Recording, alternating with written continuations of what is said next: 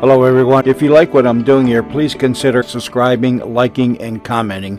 It would really help the channel out quite a bit. Thank you very much.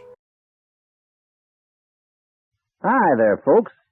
This is Ken Maynard, kind of getting saddled up here to spin another yarn. You know, it's a right nice day out here at the Diamond K Ranch, sunny and warm. Makes you feel like maybe traveling a little. And traveling reminds me of circus and Wild West shows. You see, the story I'm going to tell you happened just after I joined Colonel Rockwell's Wild West show in Indian Congress. And Tarzan plays a mighty important part, too. I just wish you could see the gold and silver mounted saddle hanging here on the rack. I'll tell you, Tarzan is mighty proud of it, too. But that's part of the story I'll tell you in just a minute. From the tack room of Ken Maynard's Diamond K Ranch, we're bringing you stories of adventure, transcribed stories of circus life, fascinating tales of the Old West, where cowboys still follow the cattle trails, stories of rodeos and parades, colorful legends of the Red Man, hidden gold and buried treasure. The exciting tales from the Diamond K are told by Hollywood's champion of Western stars, internationally famous Ken Maynard. And while Ken's getting ready to spin his newest Wild West yarn, here's something to think about, buckaroos. Do you know what every cowboy's favorite pastime is? Well, sir, after the chores are done, whether it's watering the horses or pitching hay or rounding up the cattle, the boys just kind of drift together to chat a bit. And first thing you know, one of them is telling a story. Now, cowboys just love a good story, and that's why we think you'll get a big kick out of having a set of real Western stories to hear any time you have your chores done. Now, I'm talking about the exciting record album of Ken Maynard, Wild West Stories. It's a beautiful album, all in color, with two of Ken's favorite stories inside on big 8-inch unbreakable records, with pictures of Ken and Tarzan right in the records. And best of all, these records are personalized, made just for you and with a personal message from Ken to you right on the record. He'll say, Hello there, Dick. This is Ken Maynard with a story for you. or he'll say, "Hi there, Jack," or "Jim," or "Sally." Whatever your name is, buckaroos, Ken Maynard will call you by name right on the record and then tell you his stories. Exciting? I'll say it's exciting, and you'll be the talk of the neighborhood. And do you know how you can get this Diamond K record album? Why, just send your name and address to Ken Maynard in care of this station and enclose a $1 bill. That's all. Just a $1 bill and your name and address, and say, Records. These records are standard 78 RPM speed for the regular kind of phonograph that everybody's played for years. And say you'll play your records over and over again. But send now. You've got a lot of fun coming your way for only $1. Now here's Ken all set and ready to go with a rip-roaring yarn. Well, it was the opening night of Colonel Rockwell's Wild West show in Indian Congress. A night of excitement, a night of adventure. As the gates of the big arena swung open, thousands of eyes saw the colorful grand entry as it passed in review. Bands were playing, and the horses were prancing to the stirring music of the Old West. A dozen or two prairie wagons circled and made camp in the center of the arena. Campfires were lighted. In the distance, the sound of drums of war cries pierced the night air. From out of the darkness, a band of savage-looking Apaches raced into camp with smoking guns and lighted torches, and the mock war was on. As the crowd stood up to cheer, the show began. Sort of makes your hair stand on end. Reckon that's why Tarzan and me joined up with Colonel Rockwell. We wanted to do a little fast riding. Well, we'd been with Colonel Rockwell for about 3 months when the show opened for a week at Oklahoma City. You know, it was here in this part of the country where the Oklahoma Kid had made quite a name for himself. Bank holdups and train robberies were all in the work of the Kid. He built up quite an organization and reputation. I'd heard many stories about the Kid. How he started out as a bronc rider with some western show, but the hankering for easy money got the best of him. So he took to robbing and stealing. But there's one thing about him, he never could resist hanging around a western show if he was anywhere within riding distance. Reckon the excitement of bands and parades and bucket horses was still in his blood. Well, sir, it was a couple of hours before showtime. I was sitting outside of the colonel's trailer that served as office and general hangout place for most of the performers. Rockwell came out of the door and stood looking up at the sky. Stuck his hands in his pocket and put his thumbs in his suede vest and grinned. "Couldn't be better, Ken," he said. "Not a cloud in sight, and it's kind of cooled off a little, too." He kept right on talking as he sat down on the trailer steps. Well, I let him talk for a while. Next to his show, he liked talking most. When he stopped for a breath, I said to him, "Colonel, there are rumors that the Oklahoma Kid's been seen around here." You should have seen his face. It puffed up red like a big turkey gobbler. And then he exploded. Why, that varmint's got no business hanging around here. Get the sheriff, Maynard. Before I had a chance to get up, he'd cool off a little, though. Then he started to chuckle. What am I getting so worried about, he said. Why, the kid wouldn't bother us. We're not big enough for him. He wouldn't be satisfied with anything less than a bank. As I got up then from the steps and started towards the corrals, I said, just the same, Colonel, if I were you, I'd kind of keep my eye on the cash box tonight. Well, I walked on down to the corral then. I wanted to take a look at Tarzan. Besides, it was about time to start getting ready for the grand entry. I passed the Indian camp and everything was quiet except 5 or 6 of them were huddled around the group doing some confidential talking. That seemed a little strange to me. You see, I'd been around Indians a good part of my life. I knew their customs. A group up like that wasn't one of them.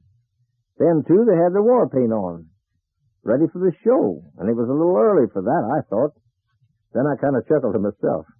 What's the matter with me? I got no reason to be jittery. I'll just let the colonel worry about the kid. When I got to the corral, Tarzan had been trotting around the circle till he'd trampled a hard trail. Then he saw me and come right over and put his head on my shoulder, just like he wanted to tell me something.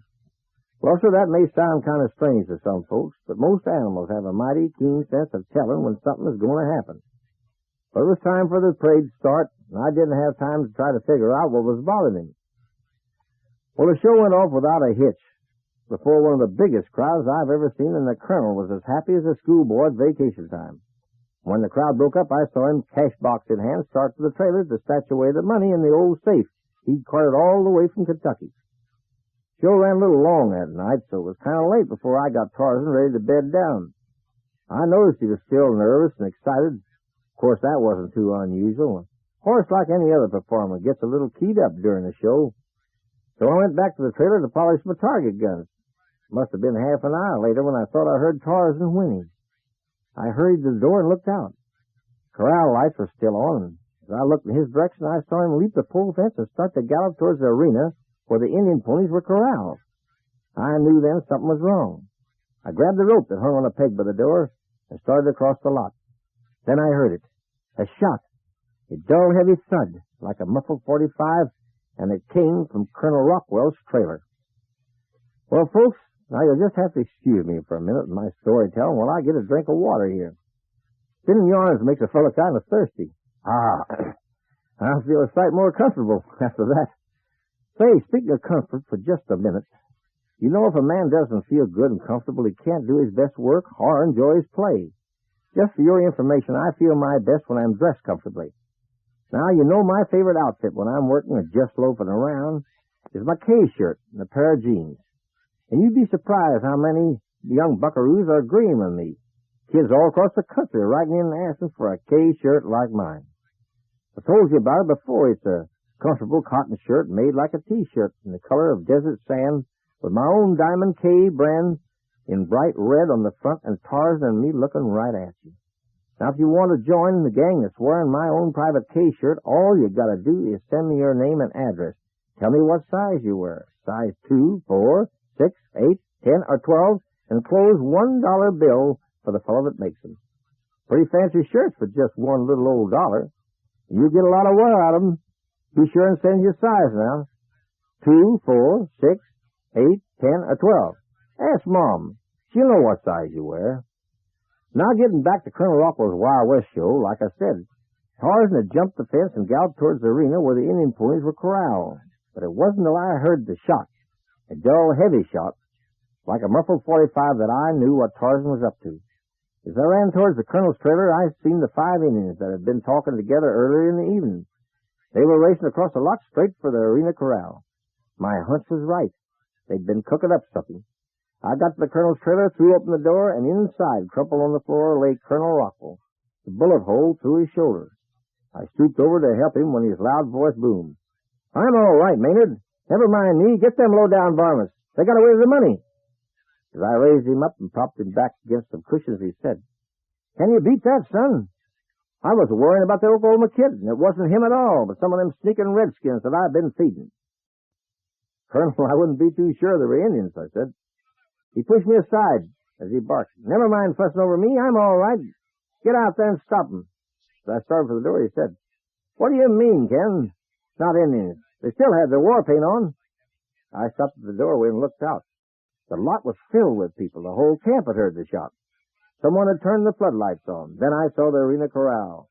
The gate was open and the ponies were gone. And there, kind of back in the shadows, the 5 Indians who had run from the colonel's trailers were being held. Well, I hurried over to find out what was going on, and just as I'd suspected, in the scuffle, some of the color had rubbed off their skins and showed white. They weren't Indians at all, but 5 of the Oklahoma kids' gang decked out to look like Indians. It was pretty smart the way they'd planned this. You see, they'd figured they'd plant their horses right along with the Indian ponies, and as soon as the show was over and everything was quiet, they'd grab the cash box and head for the arena corral. They figured if they played it smart, nobody would suspect them. Well, sir, they might have gotten away with it if it hadn't have been for old Tarzan. The next morning, the colonel sent for me to come over to his trailer. He was sitting up in bed looking as chipper as you please.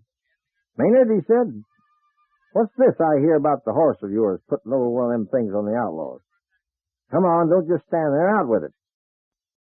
"Well, Colonel," I said, "you know Tarzan knew there were some strange horses in that corral. Animals could sense things like that. And he knew something was wrong when he heard the shot after the show was over, so he jumped the fence and opened the gate and led all the ponies away before the strange Indians could get to them. Opening gates is a trick I've been teaching him." Well, the colonel leaned back in bed and chuckled. "By thunder," he boomed, in that loud voice of his, "can you beat that? You know something, Maynard," he said. "He's going to have the best gold and silver mounted saddle that money can buy. Why, that blamed horse is smarter than I am." Say, Ken, that sure was a thriller. But you know, when you finish a story, I just keep wishing there was more, because I really go for a good Western story, and I'll bet you young buckaroos listening feel a lot like I do. You never get enough of hearing good stories. And that's why I think if you haven't already ordered your Diamond K record album of exciting Ken Maynard stories, you're losing time that you could be enjoying them.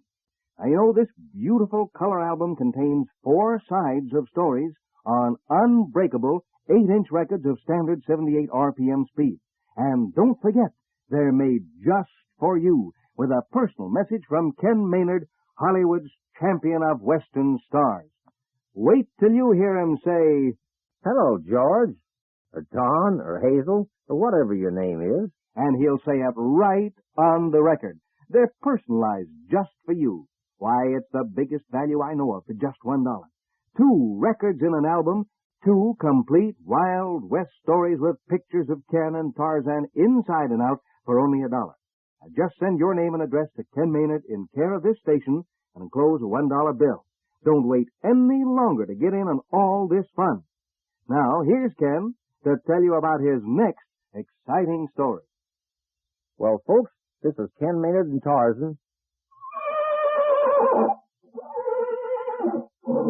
Closing the door of the Diamond K Ranch tack room till next time we meet, when I'll tell you a mighty fascinating story called The Squaw Man's Fortune. In the meantime, be sure to get your $1 bills in the mail for some real Western fun. You've been listening to transcribed tales from the Diamond K, told by Ken Maynard, internationally famous cowboy and Hollywood's champion of Western stars. Tales from the Diamond K was produced in Hollywood.